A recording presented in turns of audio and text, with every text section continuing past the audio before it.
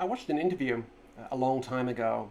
It was between Helen Clark and just some random interviewer. Helen Clark is the ex-Prime Minister of New Zealand, and it's stuck with me all these years. If I can try and find it, I'll put it in the description. But it's quite hard. I don't know what network it was on. She was being asked as a ex-female Prime Minister, female leaders, female leadership, all that stuff. What are the qualities that women have that make them good leaders? And she started rattling off on a whole bunch of things, and it's good, it's fine. There was nothing wrong with that. The question, what do women have that make them good leaders? Uh, it led to the interviewer then going, well, like most men are leaders, like, well, most of the leaders are men. Sorry, like throw them a bone. Like, what are the qualities that men have that make them good leaders? And the reason it stuck with me is that she was squirming. She was squirming because, kind of like if you ask women, what do women deserve out of a relationship, and it's implied that they're heterosexual, women being women, they'll give you a whole giant list. But if you then say, what do men deserve out of a relationship with women, the list is less specific, it's more wishy-washy. Or people get downright angry and go, well, what do you mean? Men, like, deserve something.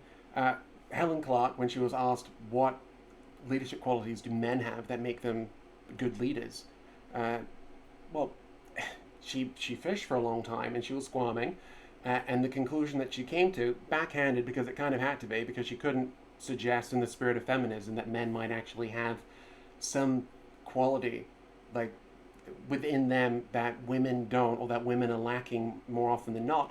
She said, well, men are cocky. It's like machismo, bravado, men just not caring and just kind of bowling through everything. And it was funny, like the imbalance there of, well, you can compliment, but it has to be a backhanded compliment.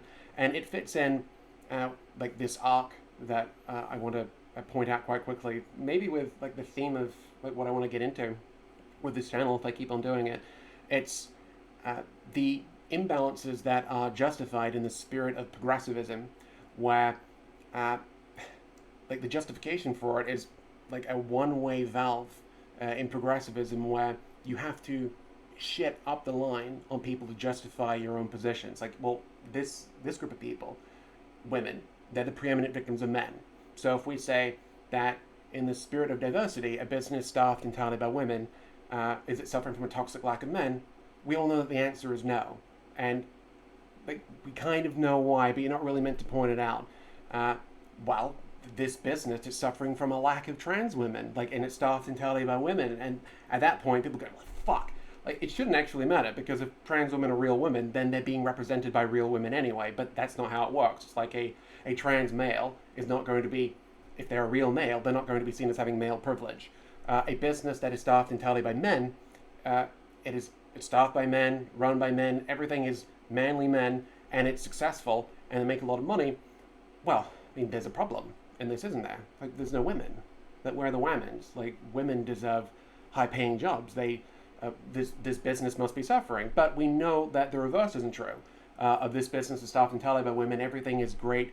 It's beautiful. Like, everything's working well. Well, what is that? Is there an imbalance there? No. It's a testament to how brilliant, intelligent, brave, bold, amazing, all those hits, all those things that women are, the things that you have to keep on repeating over and over again because it's not self-evident that it's true and it doesn't reinforce itself, like fat women are beautiful or something. That arc, it's just so annoying. As a progressive, I call myself a progressive, but when you realize that people are full of shit and they don't actually believe in equality, they believe in revenge against different groups of people and being shitty in the spirit of wokeness and beautiful, amazing, we need to help these people down the line, but we justify imbalances by saying we're oppressed up the line even though we're not. It's annoying, and it's funny. It's funny if you take a step back from it, but it's also bad in the long run for everyone if we keep on with this hypocrisy and not actually pointing it out and not like making it obvious. So, well, if you believe in equality, that's perfectly fine. I'm pro that, but like, actually practice what you preach. It just annoys me. Like, I'll leave it there.